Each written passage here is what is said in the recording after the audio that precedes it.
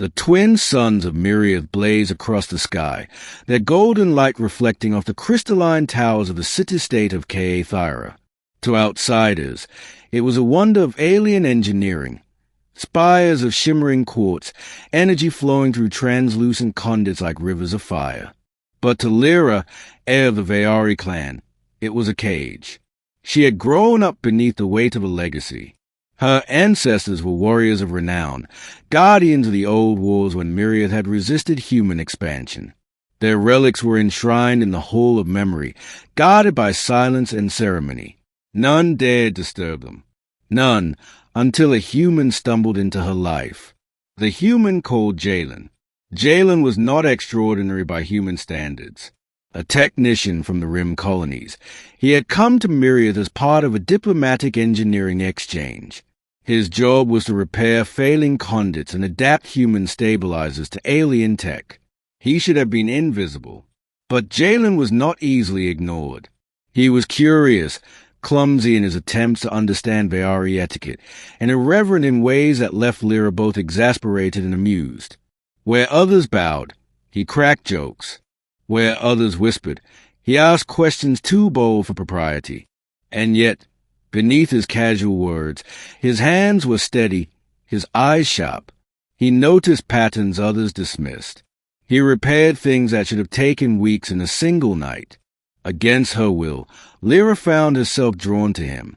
One evening, as the suns dipped below the horizon and the towers pulsed with night fire, Jalen found Lyra in the Hall of Memory. The great chamber stretched above them, lined with relics of war. Blade humming with stored energy, banners scorched by plasma fire, and at the center, mounted upon a crystal dais, the armor of Seathis. It was a relic spoken of only in hushed tones. Black as void glass, etched with runes of shifting silver, the armor had belonged to Lyra's ancestor Seathis the Unyielding, last warlord of the Veari. He had fallen centuries ago, yet legend said his spirit lingered in the metal, waiting for one worthy enough to awaken it. Jalen whistled low. That looks heavy. Bet you'd sink straight through the floor wearing it. Lyra rolled her eyes. It is not meant for jokes, human. This is sacred.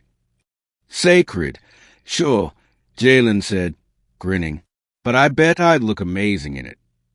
She stared at him, caught between scandal and laughter. The thought was absurd, blasphemous, even. The Veari would never allow an outsider, much less a human, to so much as touch the relic. And yet, mischief stirred in her chest. A dangerous thought. A joke. Very well, she said at last, her lips curving. Let us see you make a fool of yourself. The awakening. The armor was supposed to resist him. It was supposed to remain innate, lifeless as it had for centuries. But when Jalen's hand brushed the breastplate, the runes ignited. Silver light flayed, racing across the armor's surface like rivers of lightning. The whole trembled as ancient systems hummed awake, energy coursing through the relic. One piece at a time, the armor unfolded, clasping itself onto Jalen's body as though it had waited for him. His eyes widened. Lyra, is this supposed to happen? She staggered back, her throat dry. No, it should reject you. It should reject anyone. But it didn't. The armor sealed around him, black plate shimmering with silver fire. The helm lowered, its visor locking into place with a resonant hum. And when Jalen raised his hand, arcs of energy crackled from his palm, scorching the crystal floor.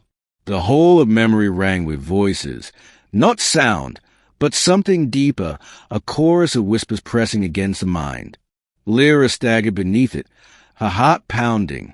She recognized the voice of her ancestor, Seathis, echoing through the chamber. Worthy bearer, the blood of struggle, not lineage, the strength of will, not birthright. You are chosen. The light dimmed. Jalen stood at the center of the dais, trembling inside the armor that now obeyed his every move. Chosen, he muttered. I just wanted to try it on as a joke. The middle, powers unleashed. The days that followed shook Thyra.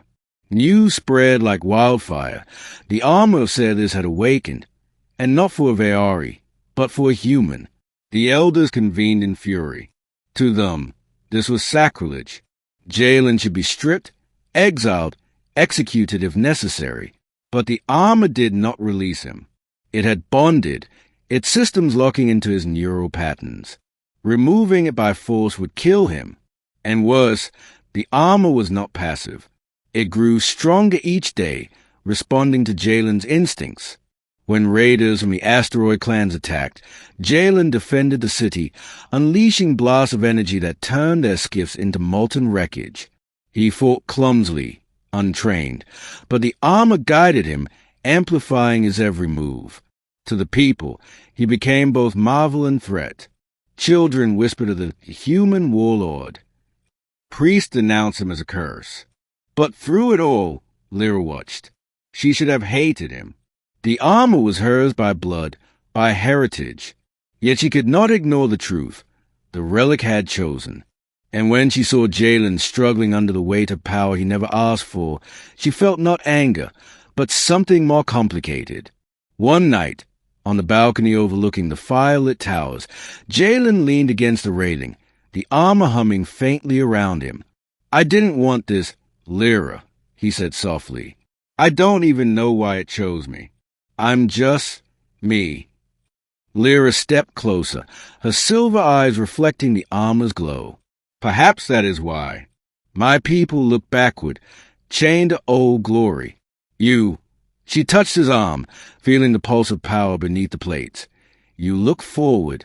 Maybe that is what said this so." He looked at her, silent, and for the first time she saw fear in his eyes, not of her, not of battle, but of the power wrapped around his skin. The storm breaks. The elders would not tolerate him. On the eve of the twin moons, they summoned their enforcers, armored warriors sworn to the council. Their command was simple: seize the human, reclaim the relic, end this blasphemy. They struck in the night. The whole of memory shook with the clash of energy blades, the raw plasma fire. Jalen fought, but he was overwhelmed. For every warrior he knocked aside, two more came. His power flared wildly, burning through the crystal walls. But still they pressed on. Lyra raced to his side, her own blade ignited. She parried strikes, cut down enforcers, her heart blazing with fury. "You will not take him," she cried, her voice echoing through the hall. But the elders had prepared for this. They unleashed their trump card, the no-stone spear, forged to drain energy from the armor itself.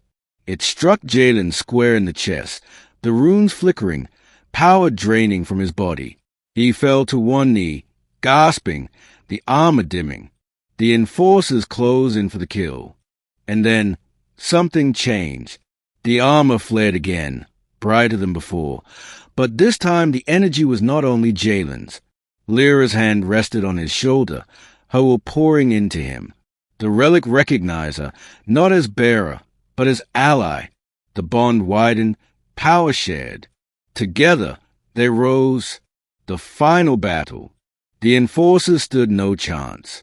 Energy surged through the hole as Jalen and Lyra fought as one. His strength guided by a precision, her speed magnified by his power. Blades shattered, walls crumbled, and the elders fled before the storm. At the height of the battle, Jalen's voice rang through the hall. No more chains. No more relics locked away.